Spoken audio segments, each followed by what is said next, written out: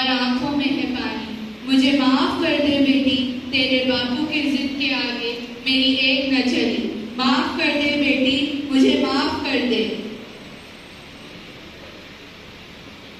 तो इस प्रकार मात्र 9 साल की उम्र में आनंदी का विवाह गोपाल राव जोशी से हो गया। बाल विवाह एक सामाजिक कुरीति है और इस कुप्रथा का शिकार होना पड़ा आनंदी को। तो आइए देखते हैं आगे क्या होता है। 5 वर्ष बाद आनंदी 14 साल की हो गई। उसके घर एक शिशु ने जन्म लिया है। आइए देखते हैं आगे क्या होता है। देखिए ना, इसे क्या हो गया है।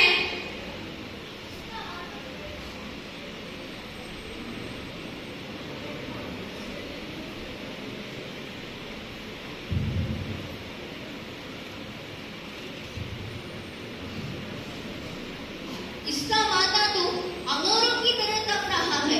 इसको तो बहुत तेज पुकार है, माधव, ओ माधव। जी हुजूर। वेद जी को बुलाओ। बुलाता हूँ। अरे आप कुछ भी बोलते हैं, दीजिए मुझे। ये तुम क्या कर रही हो आनंदी? भगवान की विभूति लगा रही हो। बस करो आनंदी, ये सब ये अंधविश्वास है। अरे आप विश्वास करके तो देखिए, भगवान की कृपा से इसका माथा ठंडा हो रहा है और बुखार भी उतर ही गया है ना बाबू? आंखें खोलो बेटा, आंखें खोलो। देखिए ना, इसे आंखें भी नहीं खोल रहा है। आप चुप क्यों हैं? आंखें खोलो बेटा, आंखें खोलो। आनंदी, अब हमारा बेटा कभी भी आंखें नहीं खोलेगा। नहीं, ऐसा नहीं हो सकता। मेरे बच्चे को मेरे से कोई नहीं छीन सकता, कोई नहीं छीन सकता। पागल मत बनो आनंदी। माधव, ओ माधव। जी हुजूर। इसे ले जाओ। रुको, रुको, मेरा बच्चा। उठो आनंदी, बंद करो ये पागलपन। बंद करो आनंदी ये पागलपन। भगवान की कृपा, भगवान ने मेरा बच्चा छीन लिया मुझसे। भगवान ने मेरा बच्चा छीन लिया। भगवान ने नहीं, तुम्हारी अशिक्षा और अंधविश्वास ने तुम्हारे बच्चे को छीन लिया है। अगर तुम पढ़ी लिखी होती तो आज हमारा शिशु जीवित रहता। अनपढ़ थी आनंदी, अनपढ़। अब मैं अनपढ़ नहीं रहूंगी, मैं पढ़ूंगी लिखूंगी ताकि कल किसी और आनंदी को इलाज के अभाव में अपना बच्चा ना खोना पड़े। शाबाश आनंदी, और यही तुम्हारी अपराध के लिए प्रायश्चित भी है।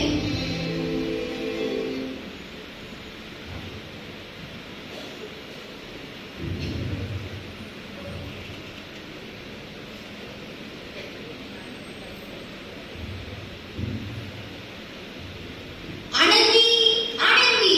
हाँ बोलिए जी, क्या हुआ?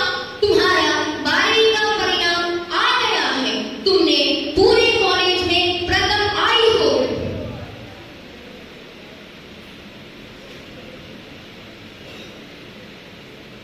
आनंदी, आनंदी। तुम्हारी मेहनत रंग लाई है, तुम्हें शिक्षा बुद्धि मिली है। ये लो तुम्हारे अमेरिका जाने के टिकट। क्या मुझे शिक्षा बुद्धि मिली है? मैं अमेरिका जा रही हूँ, पर ये सब मैं अकेले कैसे कर पाऊंगी? आनंदी, अपने आप को इतना कमजोर क्यों समझ रही हो? तो इतना पढ़ाई करने का क्या फायदा है? तुम अभी गंवार की गंवार हो। गंवार नहीं हूँ मैं, गंवार।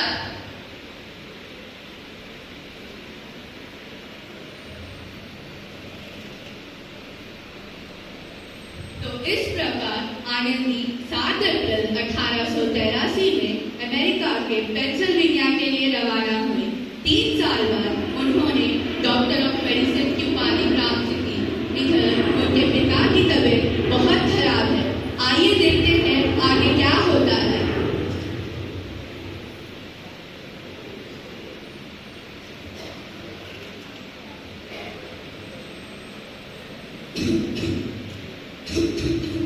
ये क्या हुआ? आजकल मुझे अपनी तबीयत बहुत खराब लग रही है। लगता है मेरे जाने का समय आ चुका है। ऐसा मत बोल। शहर के सिटी हॉस्पिटल में अमेरिका से डिग्री लेकर कोई बड़ा डॉक्टर आया है। चलो एक बार चलकर देख लेते हैं। हाँ भैया, मन को तसल्ली तो मिलेगी। हाँ चलो जी।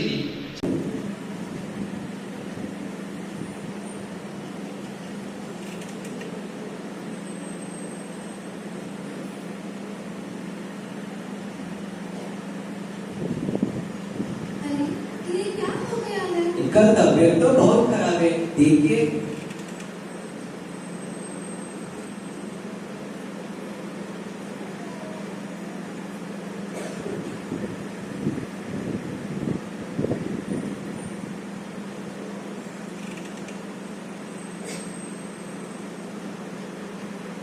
अरे इनका तबीयत तो बहुत खराब है।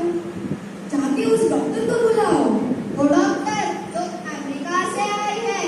हाँ हाँ वही डॉक्टर, अभी बुलाता हूँ।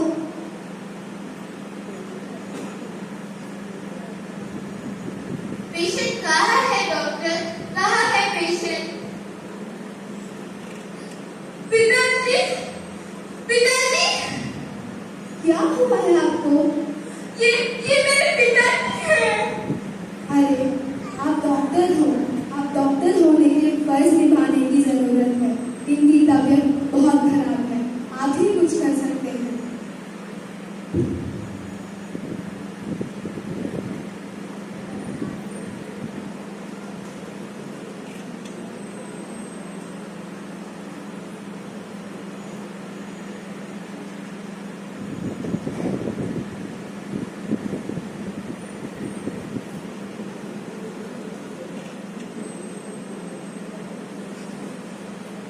अब ये बिल्कुल ठीक है।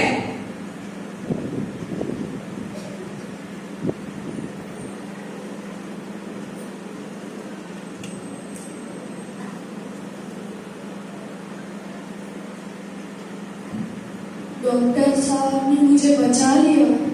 मुझे मिलना है डॉक्टर साहब से।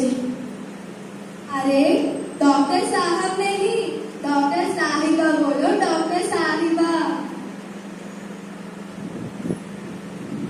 डॉक्टर मैडम, आपने मुझे बचा लिया। इसके बदले भले मैं गरीब आपको क्या दे सकता हूँ? अगर कुछ दे सकते हो तो एक वचन दो मुझे। वचन? कौन सा वचन? वचन कि कभी ये नहीं कहोगे कि लड़कियां कुछ नहीं कर सकती। श्यामलाल, बेचारा नहीं, तुम्हारे बेटी है आनंदी। आनंदी? मेरी बेटी डॉक्टर? हाँ बापू, वही आनंदी जिसके हाथ पीले करके तुमने उसकी सारी जिंदगी काली कर दी थी। मुझे माफ कर दे मेरी बेटी, मैं तेरा गुनहगार हूँ। नहीं नहीं बापू, मैंने तो तेरा एहसान चुकाया है। याद है ना अपना वो एहसान जो बचपन में आपने मुझ पे किया था? ताने सुना सुना कर जीते जी मार डाला था मुझको। अब बताओ और किनको मारोगे बापू? किनको मारोगे? उपकार मानता हूँ मैं तेरे जैसी बेटी का, जिसने मुझसे आज तक कुछ नहीं मांगा तो बस बराबरी का अधिकार। बापू, आप ही तो कहते थे किताबें सिर्फ लड़कों के हाथ में अच्छी लगती हैं, लड़कियों के हाथ में तो सिर्फ मेहंदी। लड़की और लड़का तो दोनों आंखों के समान होते हैं ना, इनमें आप फर्क कैसे कर सकते हैं? एक का पढ़ना और दूसरे का ना पढ़ना सामाजिक अंधकार है बापू, सामाजिक अंधकार। ये बाप तेरी बराबरी कर सके इसके मैं लायक नहीं बेटी, मुझे माफ कर दे। आनंदी, क्या आपने बाबू को क्या माफ नहीं करोगे? आनंदी, माफ कर दो। आनंदी, माफ कर दो।